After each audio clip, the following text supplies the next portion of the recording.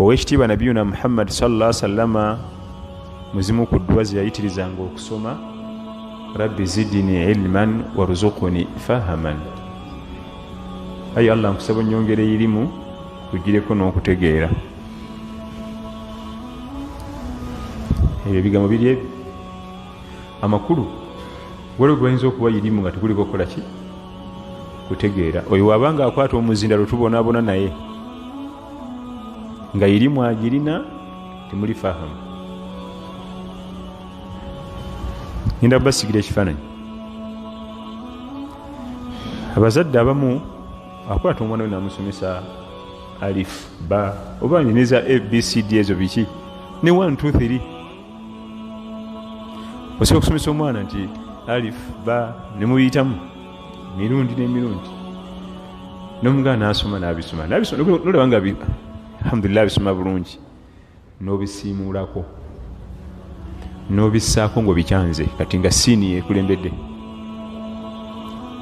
n'omuganda nti soma n'addamu nti alif ba ta, kiba kitegeeza amaze okufuna irimu naye talina fahamu. Okubitegeera okubikwata abikutte afunye hifizu temuli fahamu.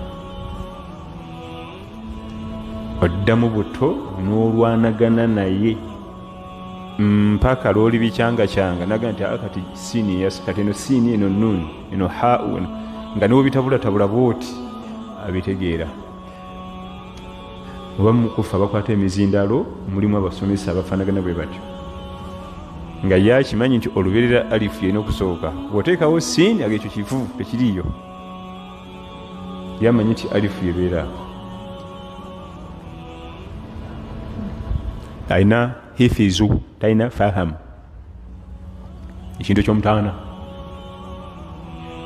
nga bwe kakyukamu katono bwe kati eyo bida,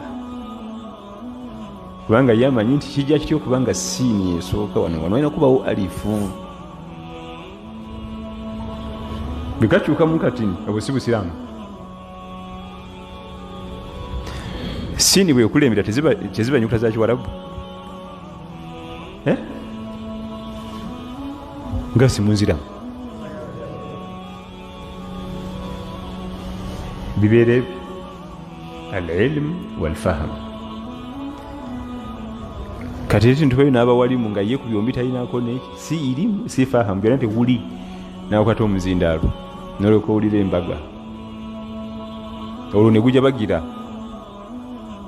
Olaba oli alinako obubeezi irimu nga talina fahamu atugoya butya ate atalina byombi agenda tukola ki?